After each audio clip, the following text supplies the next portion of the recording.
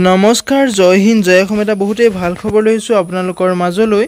পুনৰ এছএছচি ফালৰ পৰা নতুনকৈ পোষ্ট মুকলি হৈছে 2025 বৰ্ষৰ কাৰণে।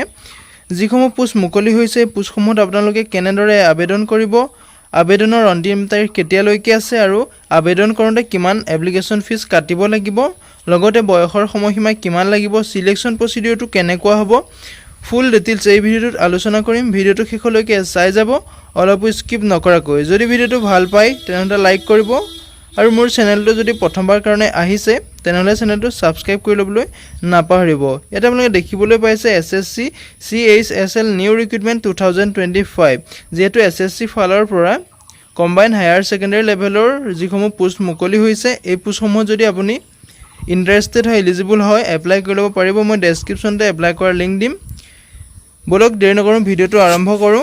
এছএছচি ফালৰ পৰা যিসমূহ পোষ্ট মুকলি হৈছে, পোষ্টসমূহত আপোনালোকে সিলেকশ্যন প্ৰচিডিউৰ কেনেকুৱা আছে, আপোনালোকৰ এজ লিমিট কিমান দিয়া আছে, সকলো তথ্য কৈ যাম। ভিডিঅ'টো শেষলৈকে চাই যাব, অলপো স্কিপ নকৰাকৈ। এতিয়া আপুনি দেখিবলৈ পাইছে SSC CHSL new 2025 notification. The Staff Selection Commission will release the latest notification of the recruitment of various posts through the Combined Higher Secondary Level Examination 2025. যেহেতু আপোনালোকে গম পাইছে এছএছচি ফালৰ পৰা কম্বাইন হায়াৰ ছেকেণ্ডেৰী লেভেলৰ যিসমূহ পোষ্টৰ কাৰণে এক্সামিনেশ্যন নটিছখন মুকলি কৰি দিয়া হৈছে। যিটো আপোনালোকৰ এছএছচিৰ ফালৰ পৰা নতুনকৈ পোষ্ট মুকলি হৈছে, তাৰ ইয়াতে অৰ্গেনাইজেশ্যনটোৰ নেম হৈছে ষ্টাফ চিলেকশ্যন কমিশ্যন। এপ্লাই প্ৰচেছটো আপোনালোকে অনলাইন মাধ্যমেৰে এপ্লাই কৰিব পাৰিব। এপ্লাই লাষ্ট ডেটটো আছে 18 জুলাই তাৰিখলৈকে আপুনি এপ্লাই কৰিব পাৰিব। ইয়াতে টোটেল পোষ্ট আছে 3131টা পোষ্ট মুকলি হৈছে। জব লোকেশ্যনটো হৈছে অল অভাৰ ইণ্ডিয়া। ইয়াতে পোষ্ট নেমটো হৈছে ভেৰিয়াছ পোষ্ট মুকলি হৈছে।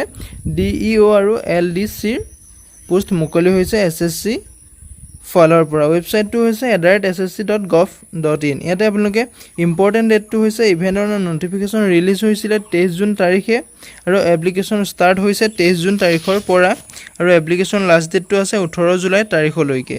Tier 1ৰ যিটো এক্সাম আছে সেই এক্সামটো আপোনালোকৰ 8 তাৰিখৰ পৰা 18 ছেপ্টেম্বৰৰ ভিতৰত এক্সামটো হ'ব। 2025ৰ 8 ছেপ্টেম্বৰৰ পৰা 18 ছেপ্টেম্বৰত Tier 1ৰ এক্সামটো হ'ব। Tier 2 এক্সামটো এতিয়ালৈকে দিয়া নাই। যেতিয়া আপোনাৰ সেই এক্সামটো কোৱালিফাই কৰিব তেতিয়া নিশ্চয় আপোনালোকে গম পাব কেতিয়া হ'ব। জানুৱাৰী ফেব্ৰুৱাৰী মাহতে Tier 2 এক্সামটো হ'ব পাৰে। এতিয়া এছএছচি CHSLৰ এজ লিমিটটো দিয়া আছে। মিনিমাম এজটো হৈছে আপোনাৰ 18 বছৰ হ'লে এই পোষ্টসমূহত এপ্লাই কৰিব পাৰিব। লগতে মেক্সিমাম এজটো আপুনি 27 বছৰলৈকে এপ্লাই কৰিব পাৰিব। ইয়াৰ লগতে এজ ইলেকশ্যনটো দিয়া আছে। যদি আপুনি SC ST কেণ্ডিডেট হয় তেনেহ'লে আপুনি 5 বছৰকৈ এজ ইলেকশ্যনটো পাব। যদি OBC MOBCৰ কেণ্ডিডেট হয় তেনেহ'লে আপুনি 3 বছৰকৈ এজ ইলেকশ্যনটো পাব আৰু PWBDৰ কাৰণে আপোনাৰ 10 বছৰকৈ এজ ইলেকশ্যনটো দিয়া আছে। এতিয়া এপ্লিকেশ্যন ফিজটো আপুনি যদি জেনেৰেল OBC MOBC EWSৰ কেণ্ডিডেট হয় তেনেহ'লে আপুনি 100 টকাকৈ এপ্লিকেশ্যন ফিজ কাটিব লাগিব। SC ST আৰু ফিমেল কেণ্ডিডেট হ'লে ইয়াত কোনো ধৰণৰ এপ্লিকেশ্যন ফিজ কাটিব নালাগে। পে'মেণ্ট মোডটো আপোনালোকে পে'মেণ্ট কৰিব পাৰিব। যদি আপুনি এই পোষ্টসমূহ ইণ্টাৰেষ্টেড হয়, এলিজিবল হয়, এপ্লাই কৰি ল'ব। ডেছক্ৰিপশ্যনতে মই এপ্লাই কৰাৰ লিংক দিম, তাতে গৈ আপুনি এপ্লাইটো কৰি ল'ব পাৰিব। ইয়াতে এছএছচি CHSLৰ এডুকেশ্যন কোৱালিফিকেশ্যনটো দিয়া আছে আপোনাৰ কেণ্ডিডেট হু হেভ পাছেড দেৰ 12 লেভেল হায়াৰ ছেকেণ্ডেৰী লেভেল হয় যিহেতু, সেইবাবে আপোনাৰ ইয়াতে 12 ষ্টেণ্ডাৰ্ডটো পাছ কৰিব লাগিব। লগতে ইয়াতে পোষ্ট নেমটো আছে, ডিটেইলছটো দিয়া আছে, ভেকেঞ্চি ডিটেইলছ দিয়া আছে। ইয়াত LDC GSA DEOৰ কাৰণে ইয়াত টোটেল পোষ্ট আছে 3131টা পোষ্ট মুকলি হৈছে। আপুনি কোৱালিফাই ইয়াতে 12 পাছ কৰিলে উইথ মেথছ এণ্ড ছায়েন্স এই ছাবজেক্টকেইটা আপোনাৰ যদি থাকে তেতিয়াহ'লে আপুনি পোষ্টসমূহত এপ্লাই কৰিব পাৰিব। এতিয়া চিলেকশ্যন প্ৰচেছটো আপোনাৰ প্ৰথমতে এটা ৰিটেন এক্সাম হ'ব। সেইটো ৰিটেন যে আপুনি কোৱালিফাই কৰিলে এইটো ছেকেণ্ডত আকৌ এটা ৰিটেন এক্সাম হ'ব, স্কিল টেষ্ট হ'ব, টাইপিং টেষ্ট হ'ব, ডকুমেণ্ট ভেৰিফিকেশ্যন হ'ব, মেডিকেল এক্সামিনেশ্যন হ'ব। তাৰপিছত আপোনাৰ এটা ফাইনেল লিষ্ট আহিব।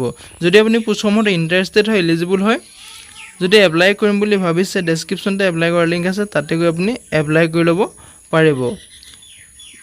আজিলৈ ভিডিঅ'টো ইমানেই আছিল। যদি ভিডিঅ' চাই ভাল পাইছে তেনেহ'লে এটা লাইক কৰিব আৰু মোৰ চেনেললৈ যদি প্ৰথমবাৰৰ কাৰণে আহিছে তেনেহ'লে চেনেলটো ছাবস্ক্ৰাইব কৰি ল'বলৈ নাপাহৰিব। লগতে ডেছক্ৰিপশ্যনত মই হোৱাটছআপ চেনেলৰ লিংক দিম, তাতো গৈ আপুনি হোৱাটছআপ চেনেলটো ফ'ল' কৰি ল'ব যাতে প্ৰতিদিনে জবৰ আপডেটসমূহ পাই থাকিব পাৰে। জয় হিন্দ, জয় অসম।